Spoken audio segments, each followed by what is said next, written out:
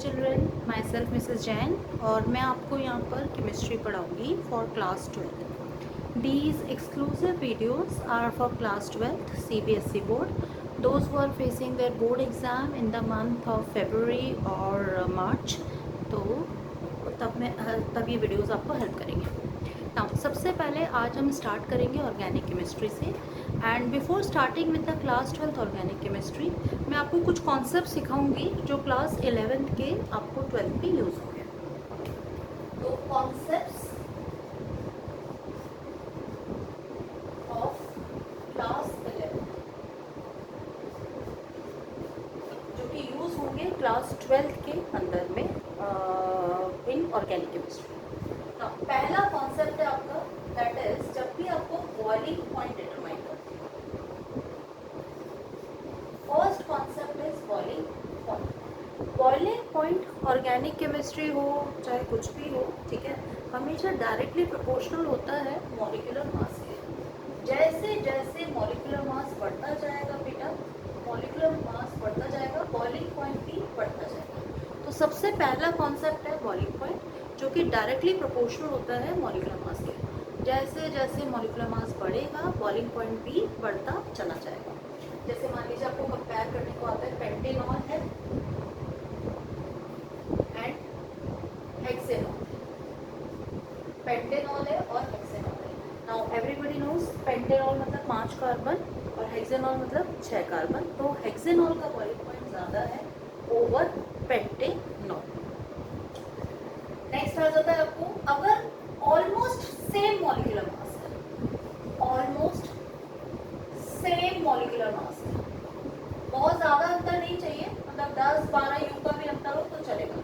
Almost अगर same molecular mass है और डिफरेंट फंक्शनल ग्रुप प्रेजेंट है and different functional group present है, ऑलमोस्ट सेम मॉलिक्यूलर मास है but different functional group present है,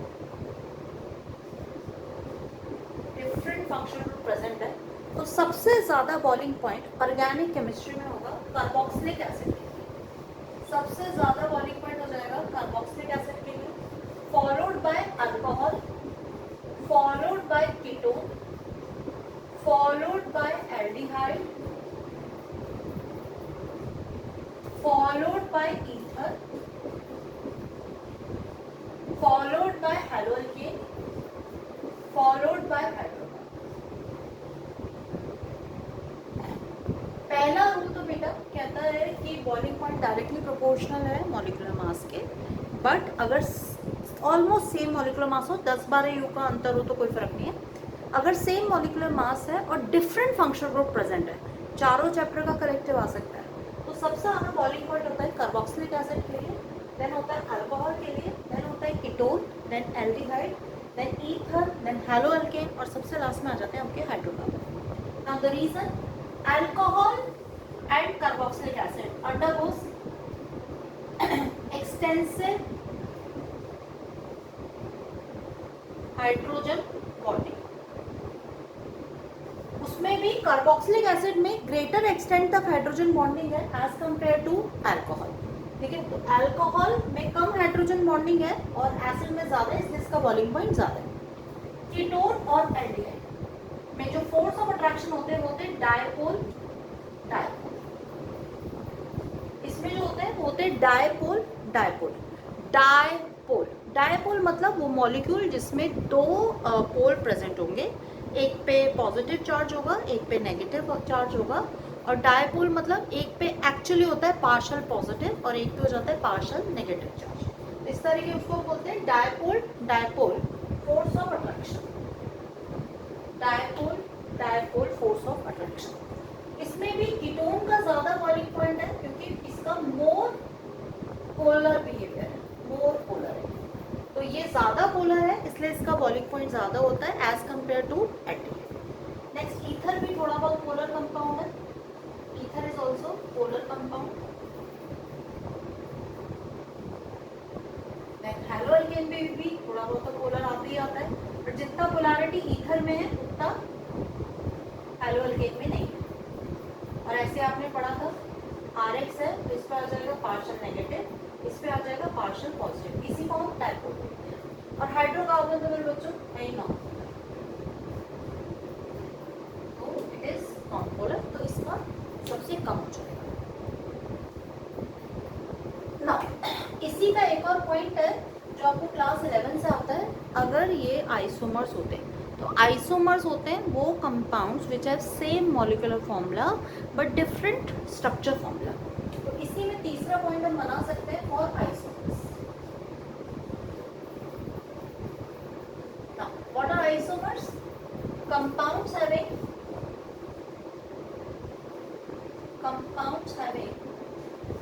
same molecular formula but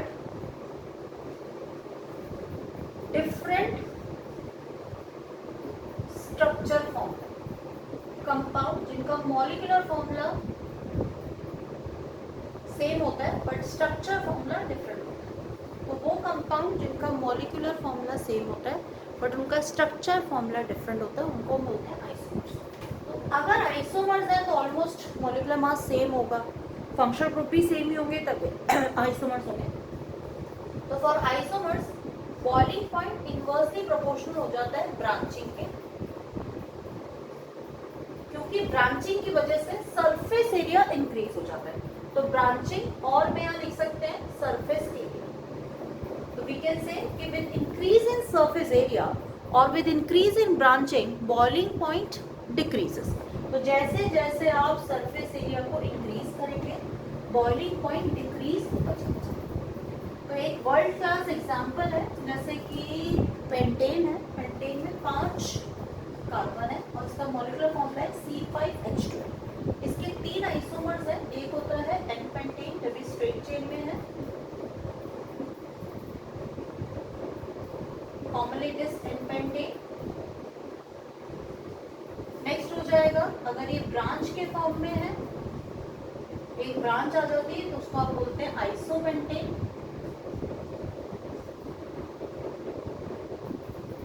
और एक हो जाएगा आपका अगर 2 ब्रांचेस आ जाती हैं तो it is neopentane.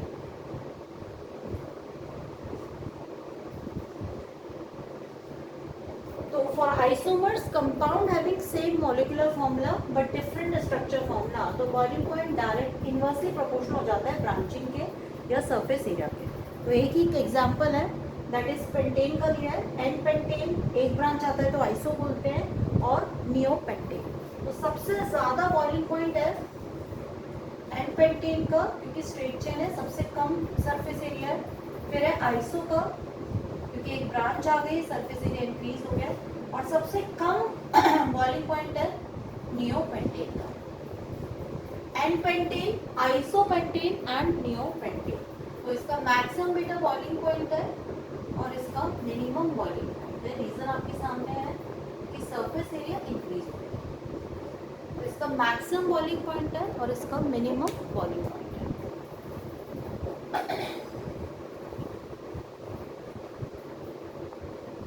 If I am fast तो आप लोग वीडियो को पॉज कर लीजिएगा और प्रॉपर नोट्स बनाइएगा। ऐसे 11-12 पॉइंट्स हैं जो पूरी ऑर्गेनिक केमिस्ट्री में यूज होंगे आपको। सेकेंड आ जाता है आपको, पहला था बॉइलिंग पॉइंट, सेकेंड आपको आ जाता है कुछ रेडिकल्स हम आपको पढ़ाते हैं। तो रेडिकल्स, जब भी रेडिकल में अगर एक CH3 होगा, मतलब एक कार्बन का चेन होगा, तो इसको हम रेफर करेंगे बेटा मिथाइल। इसको हम रेफर करेंगे मिथाइल। 2 कार्बन की चेन होगी और आप फर्स्ट से अटैच करेंगे तो इसको आप रेफर करते हैं इथाइल। इसको आप बेटा रेफर करते हैं इथाइल। 3 कार्बन की चेन है और फर्स्ट कार्बन चाहे तो ये ले लें चाहे तो आप ये भी ले सकते हैं, ठीक है। इससे अटैच करेंगे तो इसको हम बोलते हैं एन प्रोपाइल, इसको हम बोलते हैं एन प्रोपाइल, ठीक है। बाकी आई थिंक सो आप सबको पता ही है कि 1 डिग्री 2 डिग्री 3 डिग्री कार्बन क्या होता है। ये कार्बन जो सिर्फ एक कार्बन से अटैच है, ये कार्बन जो सिर्फ एक कार्बन से अटैच है, इसको हम बोलते हैं 1 डिग्री कार्बन या primary carbon. This carbon which is attached to 2 carbon may be referred as 2 degree carbon और secondary carbon, ठीक है। इसको बोलेंगे एन प्रोपाइल। जैसे मैं थोड़े दिन बाद यहाँ पर Cl लगा दूंगी तो कंपाउंड हो जाएगा एन प्रोपाइल क्लोराइड। फिर आप पढ़ेंगे अल्कोहल वाला चैप्टर तो OH लगा दूंगी तो नाम हो जाएगा एन प्रोपाइल अल्कोहल। आयुपेक के साथ साथ कॉमन नेम भी बहुत बहुत इम्पोर्टेंट। नेक्स्ट, फिर 3 कार्बन की चेन है, देखिए 3 कार्बन की चेन है और सेकेंड कार्बन से वैलेंसी को फ्री किया है। सेकेंड कार्बन से वैलेंसी को फ्री किया है। इसके दो नाम है, either you can call it isopropyl या आप इसको सेट प्रोपाइल भी बोल सकते हैं। आप इसको आइसोप्रोपाइल या सेट प्रोपाइल भी बोल सकते हैं। नेक्स्ट आ जाता है 4 कार्बन की चेन है और पहले कार्बन से फ्री क्या है, आइदर दिस और दिस, तो ये दोनों पोजीशन से यहां से चाहे यहां से, नाम हो जाएगा बेटा एन ब्यूटाइल। नाम हो जाएगा एन ब्यूटाइल।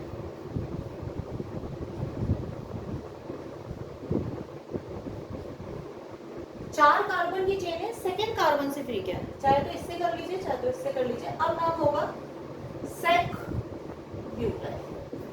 Sec butyl.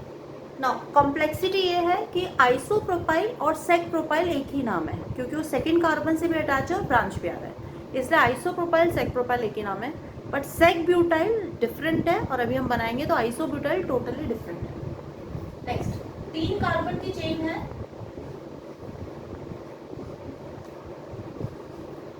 ठीक है, और सेकेंड पे ब्रांच है और मैंने फर्स्ट कार्बन से फ्री किया। ये हो सकता है वो, ये हो सकता है वो, ये हो सकता है वो, कोई भी हो सकता है। All are 1 degree carbon. अब इसका नाम है बेटा आइसोब्यूटाइल। तो तुम्हें ऐसे क्वेश्चन है एनसीईआरटी में, आइसोब्यूटाइल अल्कोहल, आइसोब्यूटाइल क्लोराइड, ये आएगा। नेक्स्ट है 3 कार्बन की चेन है, एक ब्रांच है और इससे फ्री है ना। दिस, ये जो कार्बन 3 कार्बन के साथ डायरेक्ट अटैच है इसको हम बोलते हैं 3 डिग्री कार्बन या आप इसे टर्शियरी कार्बन भी बोल सकते हैं। और इसका नाम यहां से फ्री है तो नाम है टर्ट ब्यूटाइल क्लोराइड। तो नाम है टर्ट ब्यूटाइल क्लोराइड। जैसे मैं OH लगा दूंगी अल्कोहल वाले चैप्टर में तो नाम हो जाएगा टर्ट ब्यूटाइल अल्कोहल। Cl लगा दूंगी टर्ट ब्यूटाइल क्लोराइड, Br लगा दूंगी तो टर्ट ब्यूटाइल ब्रोमाइड। ऐसे नाम इनके हो जाएंगे। नेक्स्ट, अब थोड़े और बड़े वो सीखते हैं, ठीक है ना। बेंजीन है C6H6, बेंजीन है C6H6। इसमें से किसी भी जगह से आप एक कार्बन हाइड्रोजन को फ्री कर दीजिए तो ये हो जाएगा, यहाँ से फ्री कर दीजिए या फिर आप इसको ऐसे भी लिख सकते हैं C6H5, एक वैलेंसी को फ्री कर दिया। इसका रेडिकल कहलाता है फिनाइल, इसका रेडिकल कहलाता है फिनाइल। तो बेंजीन का जो रेडिकल है that is called as phenyl. 2 carbon की चेन है, ठीक है, इथीन है और उसमें से एक H मैंने बाहर निकाल दिया, एक H हटा दिया, एक H हटा दिया तो नाम हो जाएगा CH2 डबल बॉन्ड CH। यहाँ से वैलेंसी को फ्री करें तो this is called as vinyl. इसे हम बोलते हैं विनाइल। जैसे यहाँ Cl लगा दूंगी तो विनाइल क्लोराइड, OH लगा दूंगी तो विनाइल अल्कोहल। ठीक करके देख लेते हैं, CH2 है डबल बॉन्ड CH है, Br लगा दिया सपोज। अब इसका नाम हो जाएगा विनाइल ब्रोमाइड। अब बेटा इसका नाम हो जाएगा विनाइल ब्रोमाइड। OH लगा दिया तो विनाइल अल्कोहल, Cl लगा दिया तो विनाइल क्लोराइड, इस तरह से। नेक्स्ट CH2 है, डबल बॉन्ड है, CH है और CH3, दैट इज प्रोपीन है। प्रोपीन है और इस हाइड्रोजन को हमने यहाँ से हटा दिया, H हटा दिया तो ये बन जाएगा CH2 double bond CH CH2। यहाँ से जब वैलेंसी को फ्री करते हैं, मतलब इस कार्बन से वैलेंसी को फ्री करते हैं, डबल बॉन्ड के बाद में जो कार्बन आता है उससे वैलेंसी को फ्री करते हैं, तो this is called as allyl. इसको हम बोलते हैं अलाइल। और ये जो मैंने स्टार मार्क किया ये अलाइल कार्बन कहलाता है, तो this is called as allyl. Suppose मैं आपको बना के दिखाती हूँ, CH2 double bond CH CH2 OH, तो नाम हो जाएगा अलाइल अल्कोहल। नाम हो जाएगा अलाइल अल्कोहल, ठीक है, अलाइल अल्कोहल। ना एनसीईआरटी में देखोगे तो शायद कुछ ऐसे भी क्वेश्चंस हैं आपको फर्स्ट चैप्टर हेलो अल्केन में कि कौन सा विनाइल कार्बन है, कौन सा अलाइल कार्बन है, तो उस तरह का। आगे कुछ और लेते हैं, ट्राई करते हैं। सपोज ये हमने बनाया साइक्लोहेक्सीन, साइक्लोहेक्सीन। ना अब यहाँ पर आपको मार्क करने के लिए आता है कि कौन सा विनाइल कार्बन है, कौन सा अलाइल कार्बन है। तो देखो जिस पे डबल बॉन्ड प्रेजेंट है, जिस पे डबल बॉन्ड प्रेजेंट है, जो डॉट से डिनोट किया है, वो हो जाएंगे विनाइल, ये हो जाएंगे विनाइल, ठीक है। जहां पर क्रॉस लगा रही हूँ, ठीक है, जहां पर क्रॉस लगा रही हूँ, ये 2 डिग्री तो है ही है, साथ में हो जाएगा अलाइल, अलाइलिक पोजीशन, इसको आप बोल सकते हो अलाइलिक पोजीशन या अलाइल कार्बन, ठीक है। ये सिंपल 2 डिग्री है, 2 कार्बन से अटैच है ना, 2 डिग्री है। फिर 2 डिग्री होने के साथ साथ अलाइल भी है, ये विनाइल भी है। अब कार्बन 1 डिग्री भी अलाइल हो सकता है, 2 डिग्री भी अलाइल हो सकता है, कोई भी अलाइल हो सकता है, ऐसे विनाइल भी देखना पड़ेगा। तो डबल बॉन्ड के जस्ट के अटैच जो कार्बन है वो विनाइलिक, और अगर डबल बॉन्ड इधर ले लो चाहे इधर ले लो तो ये हो जाएगा अलाइल। जैसे ये और ये पोजीशन है अलाइल ना। एक तो और इम्पोर्टेंट है, बेंजीन की रिंग है और CH2 है और वैलेंसी को फ्री किया, इसको आप याद कर लीजिएगा, इसको बोलते हैं बेंजाइल, इसको बोलते हैं बेंजाइल। जैसे इसी के 2 नाम आप बहुत यूज करेंगे, बेंजीन की रिंग है CH2Cl, तो नाम हो जाएगा बेंजाइल क्लोराइड, पहले ही चैप्टर हाइड्रोजन में है। दूसरा है बेंजीन की रिंग है, CH2 है OH, तो नाम हो जाएगा बेंजाइल अल्कोहल, तो नाम हो जाएगा बेंजाइल अल्कोहल। तो these are the most common radicals जो आप पूरे उसमें यूज करेंगे, ठीक है। और भी धीरे धीरे आते जाएंगे, बट ये काफी कॉमन है जो बार बार यूज होते हैं।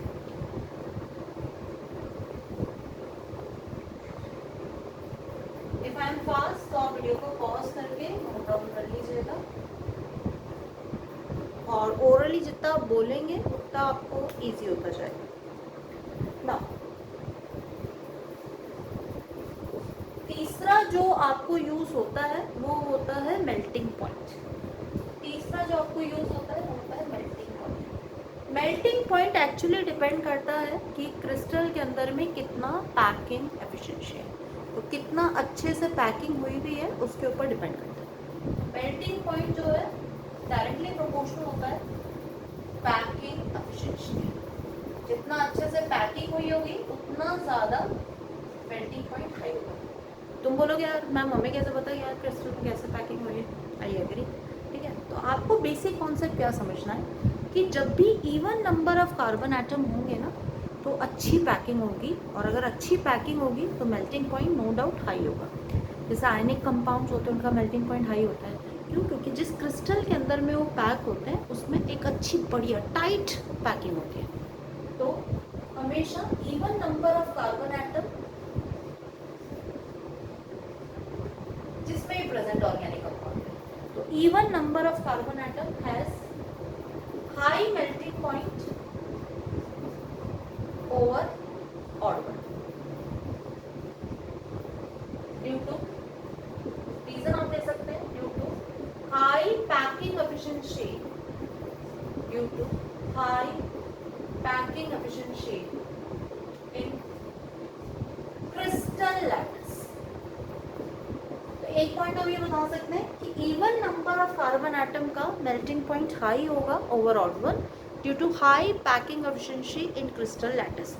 जैसे ब्यूटेनोइक एसिड का मेल्टिंग पॉइंट ज़्यादा है ओवर पेंटेनोइक एसिड, और ऐसे बाकी बहुत ज़्यादा वेरिएशन तुम्हें नहीं आएंगे because you are just babies for class 12, ठीक है। इतना ज़्यादा अभी आएगा नहीं, तो पर आस पड़ोस वालों को ही कंपेयर करना आता है। फिर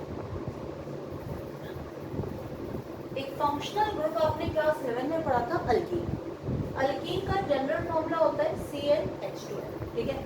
अल्कीन का जनरल फॉर्मूला होता है CnH2n, और अल्कीन के साथ में ये फॉर्मूला और भी एक जना शेयर करता है, दैट इज साइक्लोअल्केन। ठीक है, तो अल्कीन के साथ में ये भी फॉर्मूला भी एक जना शेयर करता है, साइक्लोअल्केन। ठीक है, बट हमें अभी अल्कीन की बात करनी है।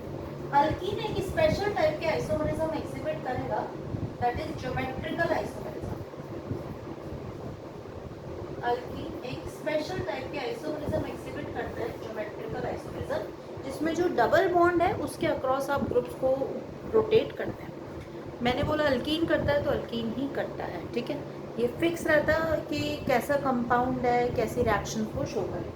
तो geometrical isomerism is shown by alkene. Suppose बेटा मेरे पास में है C double bond C, X X Y और वाई। अगर सेम ग्रुप सेम साइड पर है तो इसको हम रेफर करते हैं सिस आइसोमर। और ये नहीं मेरे बच्चों, अगर ऑपोजिट साइड चले जाते हैं, सेम ग्रुप अगर ऑपोजिट साइड चले जाते हैं तो इसको हम रेफर करते हैं ट्रांस। ठीक है, तो अल्कीन जो है इसका जनरल फॉर्मूला है CnH2n which is also shared by cycloalkane. But alkene यहाँ पर, अभी अल्कीन की बात करें तो अल्कीन यहाँ पर एक स्पेशल टाइप के आइसोमरिज्म पूरी केमिस्ट्री में एग्जिबिट करता है, दैट इज ज्योमेट्रिकल आइसोमरिज्म, जिसके अंदर में आप सेम ग्रुप्स को डबल बॉन्ड के अक्रॉस रोटेट करते हो ना। अगर सेम ग्रुप सेम साइड पर आ जाते हैं तो इसको हम बोलते हैं सिस आइसोमर, और सेम ग्रुप अगर ऑपोजिट साइड चले जाते हैं तो इसको हम बोलते हैं ट्रांस। सॉल्यूशन में दोनों ही फॉर्म होते हैं। ठीक है, तो आपको ध्यान रखना पड़ता है। तो एक अल्कीन अगर आ रहा है तो मे बी वो एग्जिस्ट कर रहा होगा दो फॉर्म में, सिस भी होगा ट्रांस भी होगा। सिस जो है इसका मेल्टिंग पॉइंट लो होता है, देखो ना अच्छी पैकिंग नहीं हुई, और जबकि इसका बॉइलिंग पॉइंट हाई होता है। जबकि ट्रांस का मेल्टिंग पॉइंट हाई होता है, अगेन रीजन सेम है, due to high packing of शिनशी इन द क्रिस्टल लैटिस, बढ़िया पैक हुआ हुआ है ये, और इसका बॉइलिंग पॉइंट रिलेटिवली लो होता है। ऑलमोस्ट सेम सी फिजिकल प्रॉपर्टीज नहीं है, डिफरेंट है, इसमें डिफरेंट डिफरेंट कंपाउंड है। एक मॉलिक्यूल बहुत सारे फॉर्म में एग्जिस्ट कर सकता है। तो मेल्टिंग पॉइंट जो है सबसे पहले डायरेक्टली प्रोपोर्शनल है पैकिंग ऑफ शिनशी के। फिर आपके कुछ की पॉइंट्स बना सकते हो, जब भी even number of carbon atom होंगे तो नो डाउट मेल्टिंग पॉइंट ज़्यादा होगा ओवर ऑल। सेकेंड, मान लो सेम फंक्शनल ग्रुप है और अल्कीन आ जाता है। ठीक है, और अल्कीन का जनरल फॉर्मूला है CnH2n, तो वो एक स्पेशल आइसोमरिज्म पूरी ऑर्गेनिक केमिस्ट्री में स्टडी करेगा, दैट इज ज्योमेट्रिकल आइसोमरिज्म। और उसके अंदर में जो है अगर सेम ग्रुप आप सेम साइड करते हो तो इसको बोलेंगे सिस, मेल्टिंग पॉइंट लो होगा, बॉइलिंग पॉइंट हाई होगा, और हाई बॉइलिंग पॉइंट होगा ड्यू टू हाई डायपोल की वजह से। एक्स जो है अगर same group sorry opposite side चले जाते हैं तो ये ट्रांस होगा, मेल्टिंग पॉइंट हाई होगा क्योंकि क्रिस्टल में पैकिंग ऑप्शन से अच्छा है, बॉइलिंग पॉइंट लो होगा क्योंकि इसका डायपोल पॉइंट लो हो सकता है।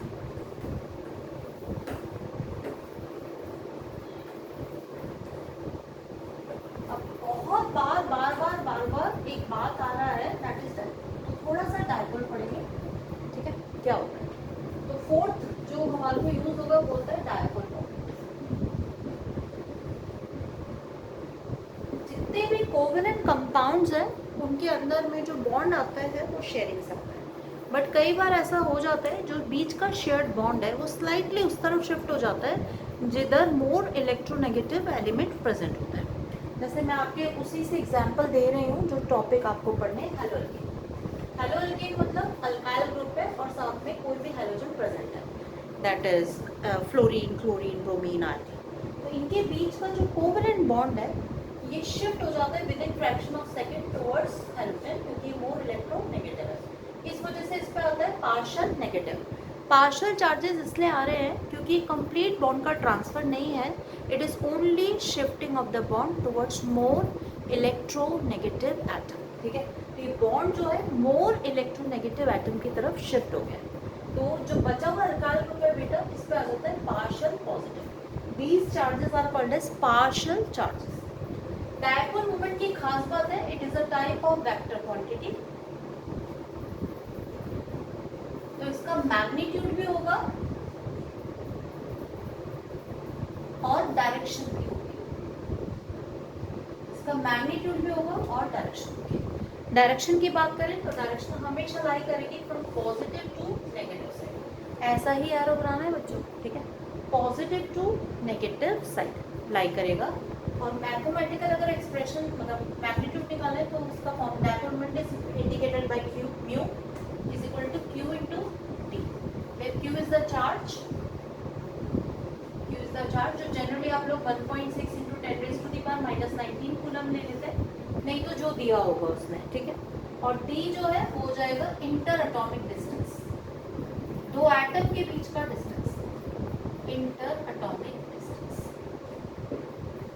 Now comes the dipole moment which is a type of vector quantity having magnitude as well as direction। मैंने जो एग्जांपल 12th है वही उठाया, हम पहले ही चैप्टर पढ़ेंगे हर वन के, तो R और X पे आ जाएगा पार्शियल नेगेटिव, क्योंकि मोर इलेक्ट्रोनेगेटिव है तो इनके बीच का जो कोवेलेंट बॉन्ड है वो स्लाइटली शिफ्ट हो जाता है टुवर्ड्स हैलोजन, क्योंकि मोर इलेक्ट्रोनेगेटिव है। डायपोल मोमेंट का फंडा है ही कोवेलेंट कंपाउंड्स के लिए, जिसमें बॉन्ड जो है शेयरिंग से बना है ना। इसका अगर आपको मैथमेटिकल एक्सप्रेशन यूज करना है तो उसको बोलते हैं mu is equal to Q into D, where Q is the charge जिसकी वैल्यू हो जाती है 1.6 इंटू 10⁻⁻19 कूलम, ये यूज करना है। और डी हो जाएगा बेटा इंटर एटॉमिक डिस्टेंस, तो डी जो हो जाता है वो हो जाता है इंटर एटॉमिक डिस्टेंस। जितना ज्यादा हाई डायपोल मोमेंट होगा,